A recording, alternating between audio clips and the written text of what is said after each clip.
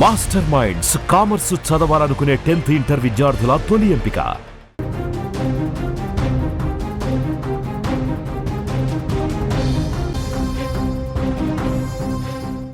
Breaking news చూస్తున్నాం. Ration card వినియోగదారులకు ప్రభుత్వం బిగ్ షాక్ ఇచ్చిందని చెప్పుకోవాలి. గత 6 నెలల్లో రేషన్ తీసుకుని వారి కార్డులు కట్ చేస్తున్నారు. 76,842 మందిని అనర్హులుగా ప్రభుత్వం గుర్తించింది. వచ్చే నెల నుంచి రేషన్ వీళ్ళకి నిలిపివేస్తున్నట్లుగా కూడా మనకి సమాచారం అందుతోంది.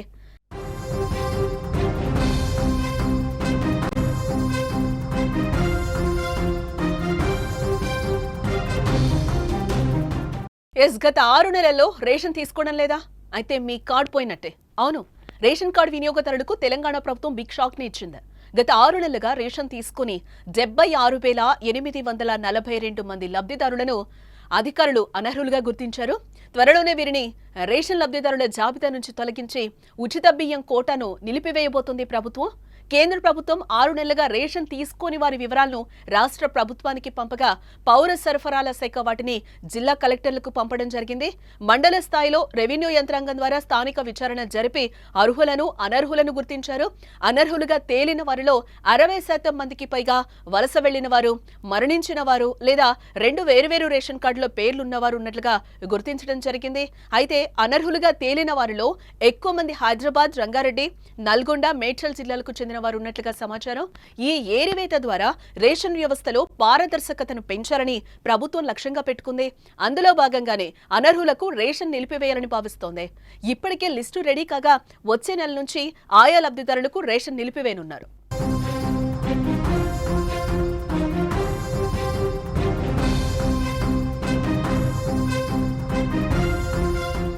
జూన్ 1 నుంచి 3 నెలలకు సరిపడా రేషన్ ఒకేసారి పంపిణీ చేస్తున్నారు.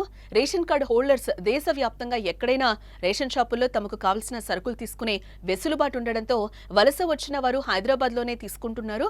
దీంతో నగరంలోని రేషన్ దుకాణాల్లో ప్రజలు కూడా బారులు తీరుతున్నారు. అయితే ప్రభుత్వం అనర్హులుగా గుర్తించిన లిస్టులో కొంతమంది కూలీలు కూడా ఉన్నారు. వారిలో కొందరికి ఎక్కడ రేషన్ తీసుకోవాలనే దానిపై ఇప్పటివరకైతే క్లారిటీ లేదని అంటున్నారు.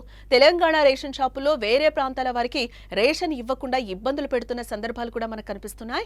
ఇటు దేశవ్యాప్తంగా ఎక్కడైనా రేషన్ షాపుల్లో తమకు కావాల్సిన సరుకులు తీసుకోవచ్చని తెలియకపోవటం కూడా వారికి ఇబ్బందులకు గురి చేస్తున్నారు. ప్రస్తుతం అలాంటి వారి పేర్లను కూడా జాబితా నుంచి తెలంగాణ ప్రభుత్వం తొలగిస్తోంది.